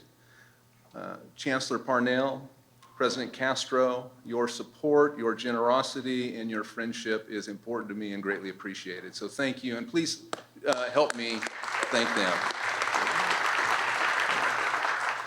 My name is Tim Richie. I'm the publisher of the Fresno Bee, and I am a proud graduate of Fresno State.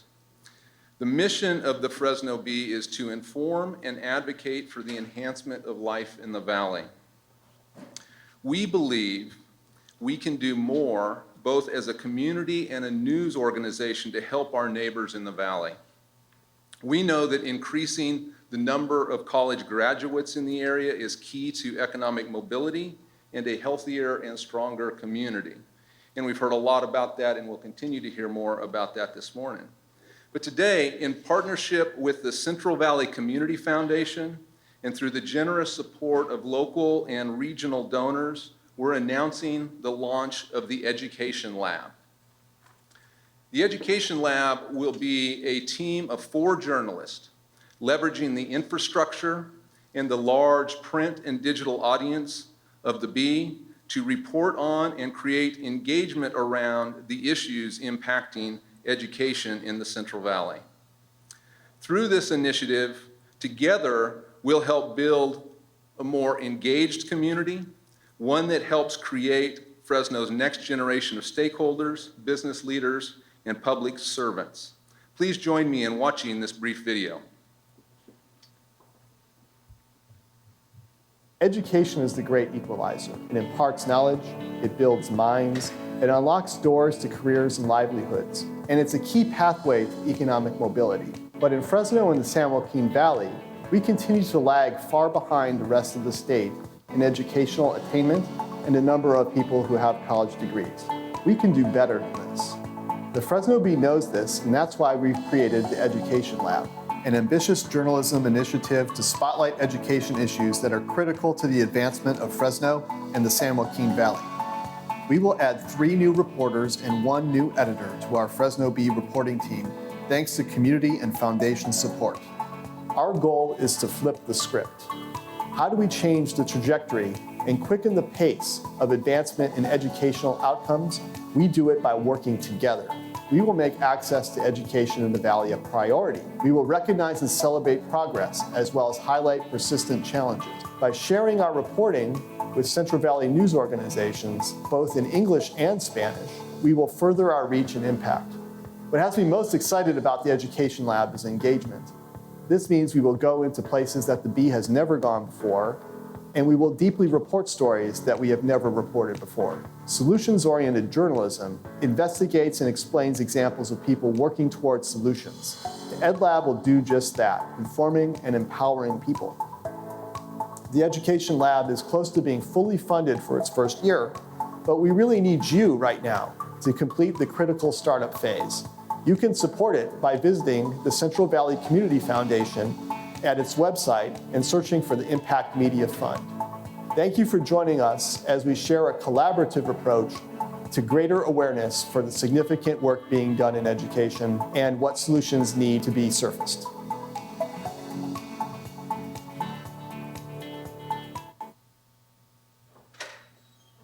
Thank you. We've made great progress towards fully funding this effort for the first 2 years, but we do need your help in closing the gap. To support this effort, please visit the Impact Media Fund page at centralvalleycf.org, or if you're interested in learning more, you'll find one of these cards on the table out in front. I appreciate you filling that out, and we would be happy to follow up with you on that. We appreciate your support. Now, for our panel discussion on making higher education more accessible, I'll turn it back to Joe. Thank you.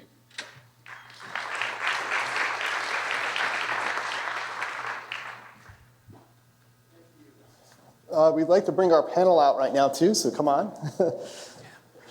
So, go ahead.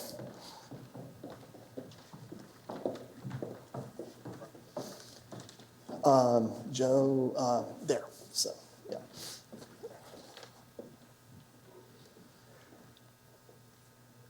Okay, so now I'd like to introduce our panelists for the second panel here today about access and affordability to higher education. Obviously, it's a huge issue for all of us here in the Central Valley, and it's something that's very important to us. So first, right next to me here is Audrey Dow. She currently serves as the Senior Vice President for the Campaign for College Opportunity. She's responsible for leading a community engagement strategy for an unprecedented statewide bipartisan coalition that seeks to ensure a college education for millions of California students. She grew up in East Los Angeles and is the first in her family to attend and graduate from a university. Welcome. Thank you. Seated next to Audrey is Dr. Joseph I. Castro. He serves as president of California State University, Fresno, and he's been in this role since 2013. He's the first Californian and also the first Valley native to serve in this position. He's a gifted scholar in the fields of leadership and public policy who has mentored hundreds of others, including university presidents and other senior officers. Thank you, Jim. Thank you. And then next to him is Dr. Carole Goldsmith. She serves as president of Fresno City College and is recognized on state and national levels as an expert in workforce development, contextualized learning, and career technical education. She started her education career as a K-12 teacher and has spent more than 20 years in a variety of educational leadership roles. So welcome, Carole. And then at the end here, and certainly last but not least, is Fred Reese.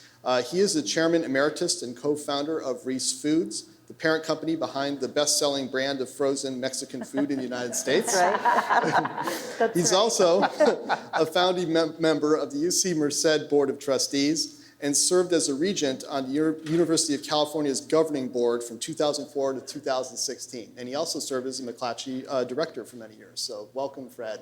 Thank you. So I wanted to start out today, and I was thinking that I was going to initially ask this question just to the two presidents, but I think it's probably applicable to all of us up here. Obviously, and Joe and I have talked about this, we have a lot of issues here with trying to gain access and affordability for higher education and also trying to open this up. So what keeps you up at night as you wrestle with trying to get more young people into higher education at any level, and how can we try to fix that? So I guess, Audrey, you want to start us out? Right. So. Well, hello, everyone. It's great to be here. Thank you for inviting me. I think what keeps me up, I know what keeps me up at night, besides my two young boys crawling into bed with my husband and I, is that I think California is in a space right now where we are lacking some vision for higher education. You heard Chancellor White earlier talk about the need, the economic need we have in California for more baccalaureate degrees. We need 60% of all adults in California to have a bachelor's degree by 2030 to meet workforce demands. Well, we don't have any sort of plan in California for getting there. And without having any sort of plan for there's no goal, there's no plan, there's no route, there's no investment, there's no policy to get there. And I think a lot of the challenges we're seeing on the access front are the result of not having a goal and not having coordination across our systems. The fact that so many eligible students are being turned away from our CSU and UC systems. These students have worked hard in K-12. Our K-12 system is doing a better job at making sure students have that A to G curriculum with the C or better, but then they have no place to go because we don't have this space. To me, that's a crisis of vision, and I think we've really got to think about what do we need to do to expand access to our four-year universities. Joe, what are your thoughts on this? I agree with Audrey. I think Chancellor White set the stage very well with the challenges here in the Valley and statewide. And when I look at the high school K-12 achievement, let's say, the Valley is outperforming the state in that way. if you look at community college attendance, the Valley is outperforming the state in that way. But where we're falling short is on the production of more bachelor's degree recipients. We should be producing twice as many as we do right now. And so you consider that, and then you also consider what the chancellor said about Fresno State having to deny 8,000 very talented students that 5 years ago we would have admitted, but because of the demand and the resources, we can't do that. So how do we get out of that particular challenge? Part of it, I think, is financial and having the governor invest more. Part of it is accelerating through support that our faculty and students or staff provide to our students, getting our students graduating closer to 4 years instead of 6 and 7 and 8. I think it's also things like Fresno Pacific trying to, and President Jones is trying to look at his cost model. How does he figure out how to take more of these students? Because he has capacity. How can UC Merced, which our original vision in the 90s when we built UC Merced was half of the students would come from the Valley. And here we are, and 25% of them are from the Valley. So can we influence decisions there? So thinking as a system, can we have more of our students getting their early education in K-12 and community colleges? Because we know when they transfer from Carole's place, 80% of them graduate in a timely way. So can we do more of that? Can we provide those kinds of courses on community college campuses and try to accelerate with a greater sense of urgency the number of students here in the Valley that can get the access, but then as the chancellor said, authentic access that comes with the support that they need to be successful. And I'm seeing signs of us working at a different level of collaboration than before, and I'm encouraged by that.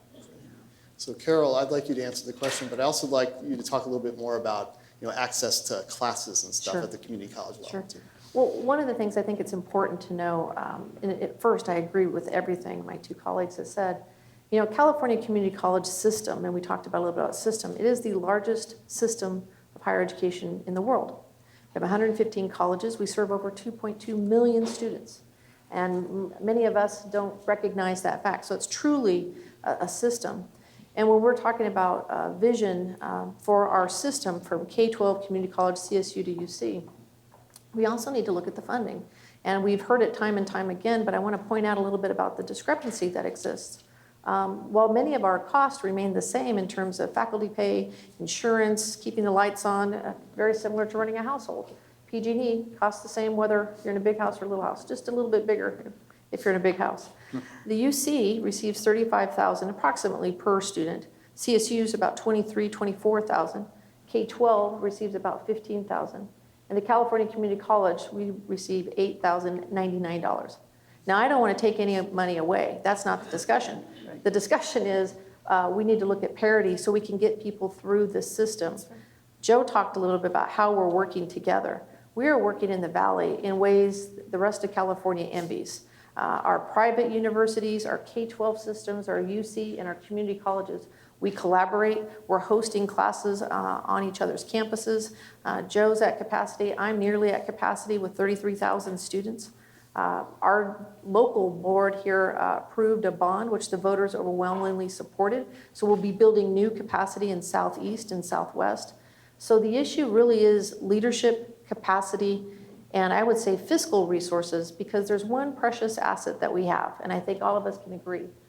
The biggest resource that we have as Californians is that we have students who are smart, who are bright, and want to go to college and understand the importance of college. Yes. So the fact that Joe had to turn away 8,000 students, we should all be storming Sacramento and saying this is an issue of equity and an issue of civil rights.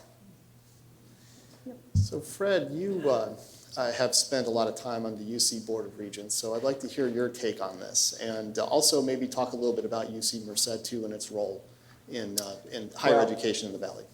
Well, I served on the Regents for the full 12 years. I was appointed by Governor Schwarzenegger. Just the appointment process is very interesting. and really very poorly thought out, because it's not about, it's not about appointments that represent various parts of the state, various regions, various ethnicities, just on and on. It's just about, when I asked Governor Brown the question, how do you make your appointments? And he said, he says, I appoint my friends. I just took all the wind out of my sail for sure. But the bottom line is being a regent was probably one of the most rewarding experiences I've ever had in my life, because being able to work with a group of individuals that really cared about the kids. Regents are about the kids, bottom line. But I spent my first 3 or 4 years just talking about the Valley, because they really don't understand the Valley. They don't know the Valley. And so when we talked about UC Merced, for a long time, even after we had already agreed to build it and whatnot, there was this constant discussion. Why are we building a UC campus in Merced, of all places? Why not, why not the coast, or, where all the money is, and on and on. So it was a very interesting challenge for me, just trying to talk about how the Valley is very different, but, we have students and families here that could benefit better than most of the families in California. So the reasons I had a part in, working with the chancellor and, talking about the 2020 project, which a way to expand, the school at Merced, and we doubled our enrollment through that program. The building that we're building, it's almost done, but it's on budget and it's on time. And that's unheard of in the UC world of building out its systems. Let me fast forward down to UC Merced. I've always believed that, the families in the Valley have the potential to participate the same as all the other children in California, young adults and whatnot. What's happening right now is phenomenal, because with President Castro at Fresno State,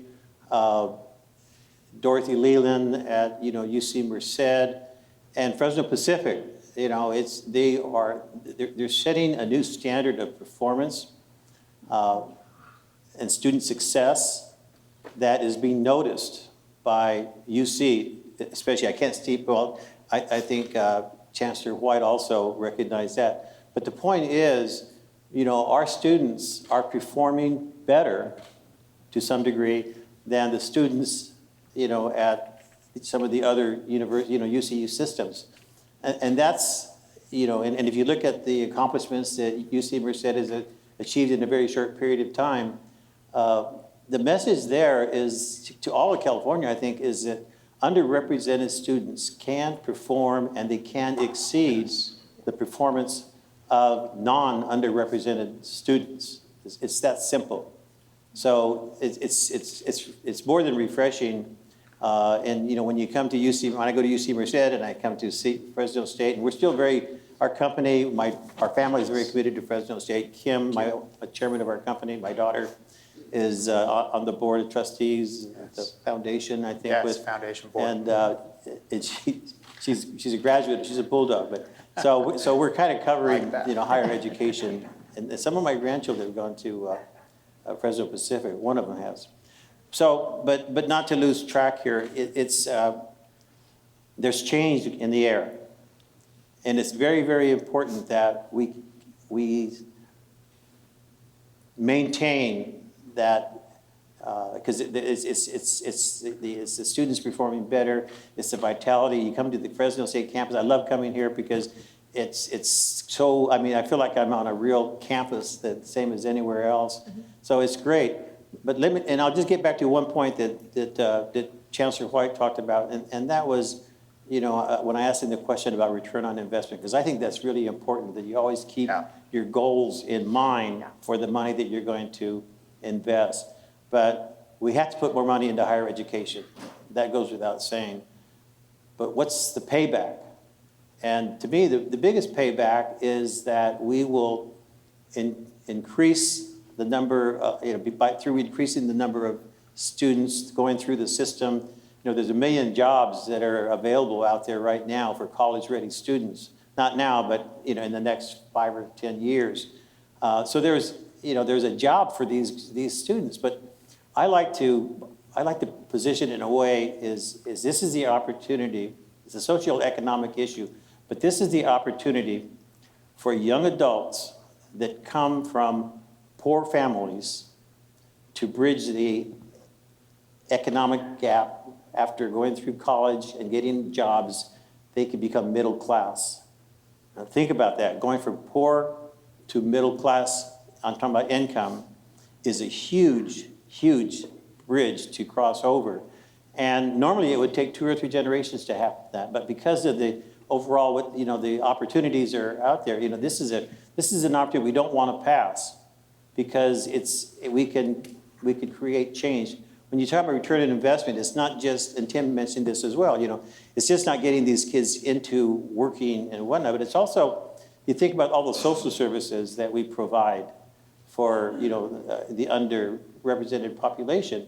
If they're able to become middle class, there's a payback for that. And it has to be, I think we also need to evaluate that as part of the ROI, because I have no problem putting more money into education. I think it's the right thing to do. But I would like to know, how is it doing? Are we achieving our success? Are we graduating more students? We don't get that kind of information the way we should, or at least it's not being communicated. So I'm sorry, I get a little windy here, but I think there's some really great things happening here in the Central Valley. I'm really looking forward to our future. I think the one common denominator out of all of this, though, is that obviously money is needed. And Joe, you and I have talked about this before, and with the whole issue with Fresno State being impacted. Yeah. And that was a term that I didn't know existed until just recently, and finding out that students can't get in to Fresno State because there just isn't enough funding for it. And Carole, you mentioned earlier about storming Sacramento. So how do we raise the profile of these issues at the state level so that more money can be brought into the system to make sure that this stuff is fixed? So I know this is a lot about what you do too, Audrey. Yes. So maybe you could, what strategies can we do that we're not doing now, I guess? I mean, I think as citizens, as residents of California, we need to be talking to our state legislators. We need to be talking to the governor. We need to be showing up at UC Board of Regent meetings, at Board of Trustee meetings, at your local BOG meetings, Board of Governors meetings, at the community colleges, and really calling, I think, on those leaders to say, what is your plan for higher education? Impaction is not an option because it's our local kids in most cases who end up really feeling the brunt of that. And I fear and I see across the state that impaction is almost becoming the norm. More than half of our CSU campuses today are impacted. We have well over 150,000 eligible students who've been turned away across the system. That number is actually probably much higher than that, but at last count, that's where it was. And so I think we have to be knocking down on the door in Sacramento and demanding, what is the plan for higher education? And I think as again, citizens and as residents of California, I think we also have to be willing to discuss, what does that mean for our taxes? What does that mean? What is our role in contributing towards revenue? The Public Policy Institute of California does a poll every year right before the elections, and higher education continues to resonate as one of the top issues for Californians. And Californians have a tremendous amount of respect for our CSU and UC systems. They think they are amazing and they want their students to go there. But when it comes to asking the question about whether or not you want taxes raised to pay for those systems, that's where you see a discrepancy between our value system. And so that revenue has to come from somewhere. And I think we have to have a real conversation in Sacramento about what that means and where that resource comes from, and how we as citizens also have to think about our investment in that. I want to ask a real quick follow-up though, Yeah. too, because when Governor Newsom was running, before he was lieutenant governor, he made a point of saying, you know, I served on the boards of both the university systems. Do you see him as a friend in this process? I think the governor has shown very early on that he understands the value of higher education. You know, we've seen this governor put in the budget resources to, for the first time ever, create a longitudinal data system going from pre-K all the way through to the workforce. That is amazing. We saw new money going into the budget for expanded number of seats at the CSU and the UC. I think that this governor gets higher education, but that doesn't mean that he doesn't need a push. For example, right now there's a bill on the governor's desk regarding a coordinating body.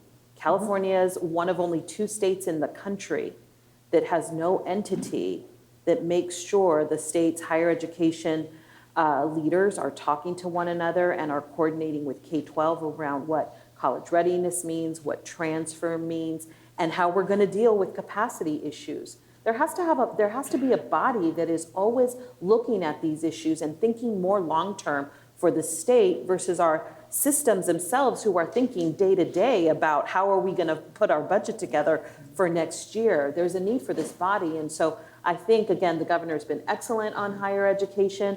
There's more he could and should be doing, and we've got to keep the pressure on him. So, Joe, what can we do that we're not doing now?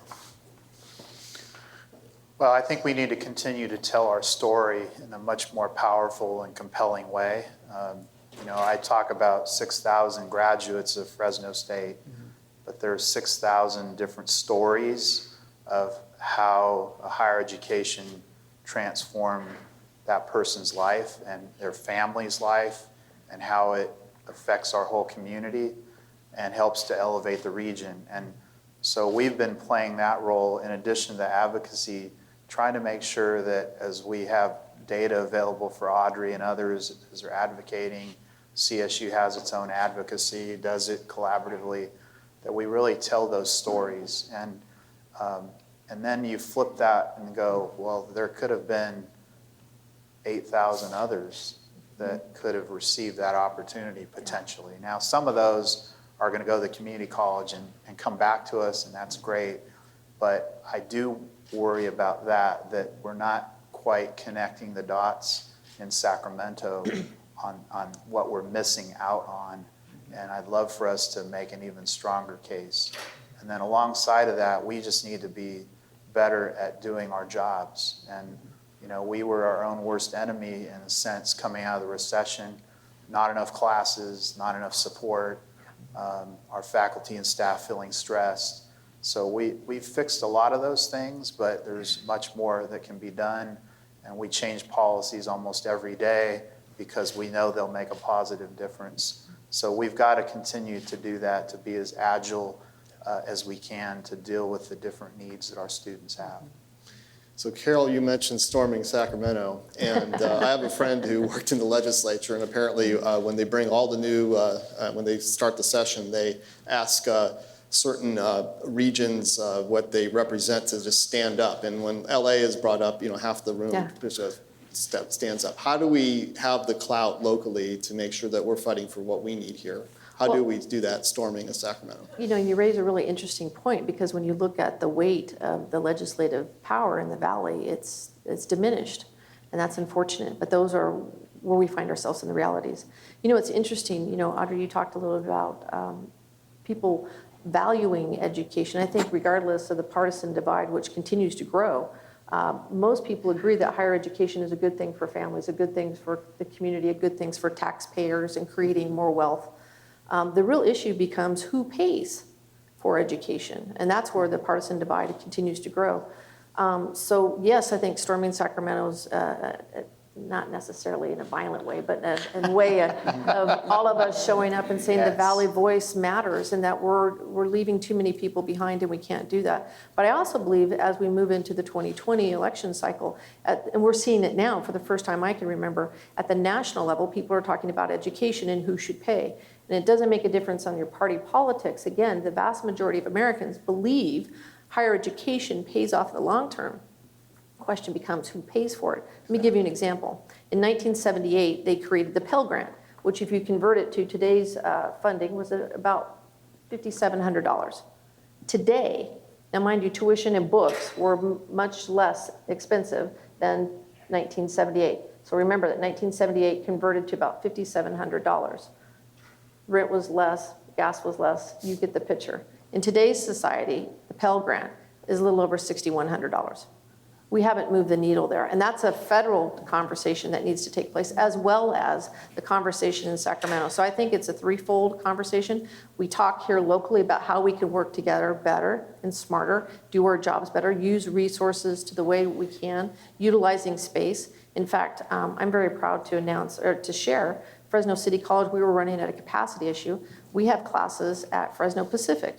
I know that we see the same thing at COS. I know you're holding classes down at COS. Yes. So the Valley works well together, and I think Sacramento might take a really, would be well versed to come see how we do business, because we can work together. So those are the types of conversations I think we should be having. Fred, what do you think from your UC perspective on these issues? Well, you know, the Governor Brown was a very interesting person and overall disappointing to me. I hope he doesn't hear that, but but you didn't see him in the audience here. You know, when the governor used to talk about budgets, he talked about building a rainy day fund, and he was going to capture all of this money. He was going to save it for his rainy day fund, and you know that's like waiting for the sky to fall. You know, we have needs right now, and education, you know, is probably one of the most important issues here in California. But the governor never talked about a vision for California. What's California going to look like, you know, when he finishes his term? You know, and I don't mind contributing to a vision that talks about what we want to do and what we want to be and on and on. But the governor, you know, he never would really say what the rainy day fund was for, because that's like. It's like waiting for a catastrophe, putting money in it because you're waiting for a catastrophe to happen and nobody knows what it's going to be. So that's just a totally absurd way of thinking from my perspective. But you know, we have to grow. Our business is focused on growing, because if we're not growing, we're dying. And that's the same thing that's happening in California. If it's not growing, it's going to die. It's that simple. So I know we're running low on time, but I had one question that I wanted to ask all of you before we left. And this really kind of goes out to the audience members too. If you had one piece of advice you wanted to give to people in this room today to get things headed in the right direction so that we aren't sitting here 5 years from now having the same conversation, what would it be? We start with Fred. Sure, Fred, go ahead. I think you know, what's happening here in the Central Valley is, you know, could be a very important lesson for California, because, especially relative to higher education, because we are showing, there's a roadmap here that we're creating for California to achieve the higher educational dilemma that we're facing. And that is happening because all three of our systems are working together. Yes. Mm-hmm. You know, UC, CSU, and I should say 4 systems, because UC, CSU, community colleges, and the privates. The privates have to be part of that process. Yeah. And that is the key, because I think, you know, again, going from poor to middle class income, my God, you know, that would be an incredible solution. Carole, what could the people in this room do to help? Well, I think, one, attending events like this is incredibly important so you can become educated yourself and be an advocate for education. I think Fred really aptly and eloquently talked about how this valley has created a roadmap for the rest of the California. And if the rest of California doesn't want to replicate what we're doing, I would ask that all of us talk to our legislature to allow us to do more. Because with more resources and knowing that the growth really is in the Central Valley, we can make a difference. 60% of all new jobs require some type of post-high school certification. We have to work together in order to grow for our businesses. So I would encourage all of you to have conversations with your legislators, with your neighbors, with the press, and everyone. You can say that in the Valley, K-12, community colleges, California state universities, our UC systems and our privates are working well. There is no partisanship here. There is no turf wars. We're doing it right. Help us resource it, what we need to do so we can even do better. And we'll show the rest of the state how to do it. Joe?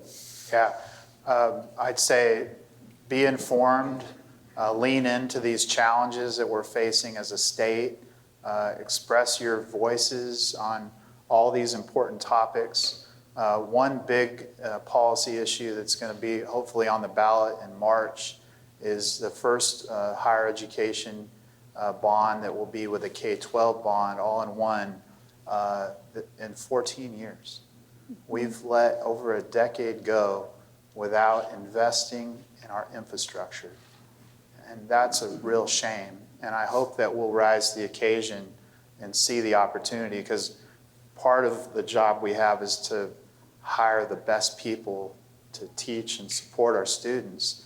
But we have to have the facilities. And that is a huge challenge facing higher education, and there'll be an opportunity for all of you to get involved in that. Hopefully the governor will sign the bill. I think he will, and that will put it on the ballot, and that will make a lot of positive differences in the coming years. But I really want to ask you all to be engaged in these issues and question us and challenge us and participate in meetings and discussions of these kinds of topics. It's so important for our valley. Audrey, what's your advice to our audience? Yeah, so Governor Newsom is about to close out the legislative, cycle for this year. A number of bills are on his desk, and one of the promises he made during his campaign was that he would establish a higher education coordinating body that would be charged with setting goals for the state, with articulating how accountability would work for those goals, and determining what the investment strategies would be to meet a higher education goal. That has not happened in this first year. And so I think we have a real opportunity as we go into year 2 of his administration to remind him of that campaign promise, but not just remind him about the promise, remind him about what that promise means to all of us. It means access. It means better completion. It means the resources that our colleges and universities need to be serving our students. It means rethinking and retooling financial aid. That's what it means. And I think we have got to, through any means you have, if you're a school board member, if you're a state legislator, if you're a parent, if you're a student, if you're just on Twitter, you can reach the governor and tell him and his team that this is important to you and that we have to have vision that starts from the top. So now I think we have some time for some questions. So, we got a microphone coming down. For the education lab, I don't think anybody applauded, but I really wanted to, and I will do so now. All right. Thank you. Dr. O'Farrell talked about the teacher being the most important character in the education of students. The Wallet Hub had indicated that in the Central San Joaquin Valley, we have the least number of people with any postgraduate degrees anywhere in the United States. We do need to have a plan as to what components need to be in place in order for us to be able to graduate more bachelors and to have more people with higher education. If you want to be a lawyer, you go to law school. If you want to be a doctor, you go to medical school. If you want to go to become an architect, you go to San Luis Obispo. Where do we have a school that is dedicated to developing and teaching people to become professors? Because one of the things I constantly hear is, are there ready, willing, able, and exceptionally well-qualified people to become professors at Fresno State, at Fresno City College, at Stanford, et cetera? that are able to teach people of color from the perspective of teachers of people of color. And so where is it? What component are we missing here? And do you believe there is a need for that sort of educational experience for people? And do we need to attract people to become professors and so forth? Who wants to take a Yes, crack at that? I agree. Joe? Yeah, well, I think you and I are on the same page, and we've been very fortunate in the last few years to attract and hire, the most diverse faculty in our history. But I think that you're right, it's uneven out there in terms of, first of all, representation in doctoral programs, which is the pool of people we recruit from, but also the way in which they're educated and whether they're prepared to teach our students. And so we have to be really thoughtful during our search process to make sure we get the right people who want to be here for the right reasons. But I agree with you, we need to scale that across the country, and that raises a lot of really great questions for how PhD students are prepared. And I think you're exactly right, we need to do even better at that. All right, another question here. My name is Venancio Gaona, and I came in late, so if what I said has been already stated, I apologize. I think that the Fresno Bee should be commended and all of you for being here today, but I think that a possible answer for some of the concerns that you have expressed is the need for a revised master plan where the legislature is going to come in and hear the concerns of all constituents from the north, the south, and the central San Joaquin Valley. Perhaps through that hearing, the hearings that will take place, you can present, with equity can present his or her concerns based on each system. And then there is justification, documentation. You can say to me, well, there's documentation already. We have said that to the local legislators, et cetera. But we need that uniformity through a master plan whereby everyone can present his or her concerns. So thank you. Thank you. One more question, please. Oh, right here. So. We got a microphone coming to you. So. Thank you very much, and thank you for the invitation to be here today. My name is Dr. Lucia Vasquez. I just got the doctor the last month, so I'm showing it. Hey, congratulations. Congratulations. I'll not be looking for an extra job soon. I'm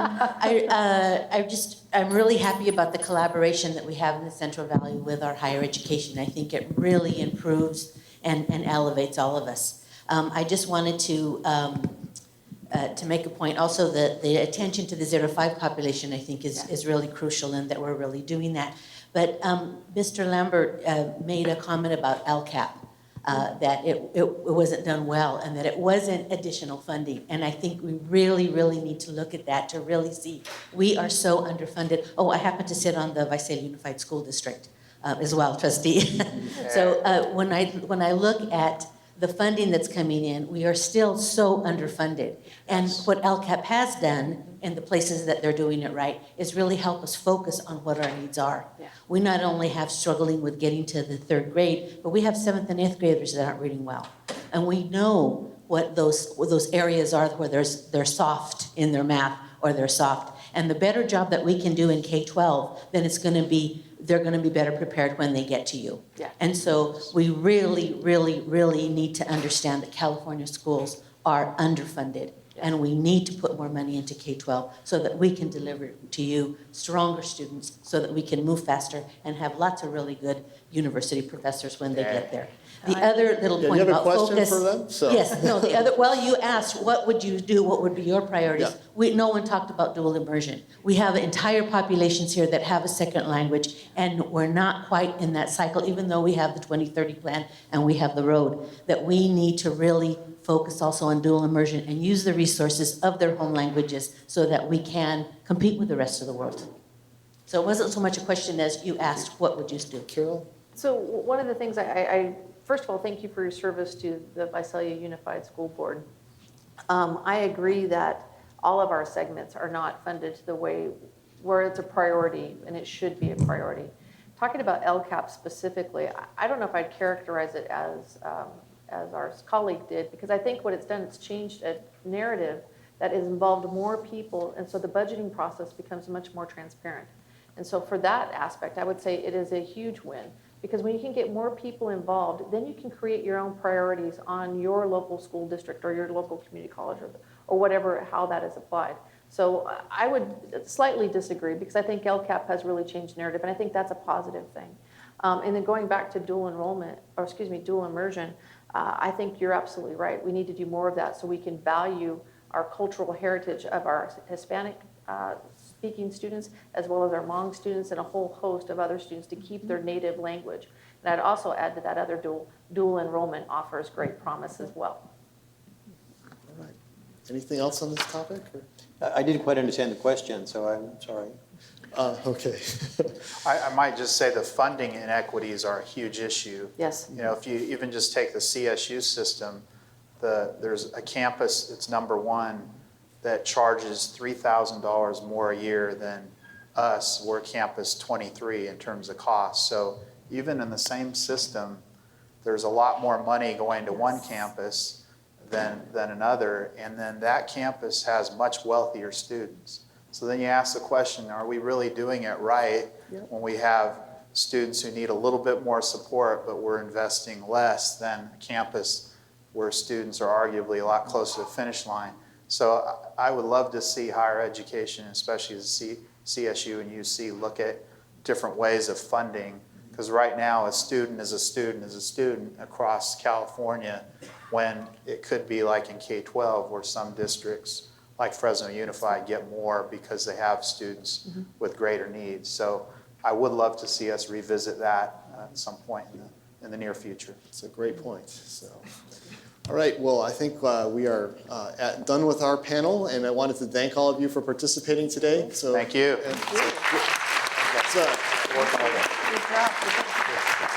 Certainly was a great discussion, and we could have been talking all afternoon if we wanted to about these issues. But now I think Tim Richie's coming up to close things up for us. So thank you. Thank you, Joe, and thank you to each of our panelists and participants today. Your insights and contributions to this important topic are appreciated. So please, one more round for our participants today. Thank you also again to our sponsors, Fresno State and State Centers Community College, for helping to make this event possible. And keep an eye out in the coming weeks ahead as we continue this discussion with the rollout of the Education Lab. You will soon have an opportunity to sign up for the newsletter, and hope that you do. And we will also have more opportunities to engage in events like this. So hopefully you'll stay engaged in the conversation. And lastly, for all of the educators in the room and those back at your organizations, thank you for what you do. Your work is important. So thank you to our educators. And that wraps it up. Thank you all for coming today, and hope to see you again soon. Thank you.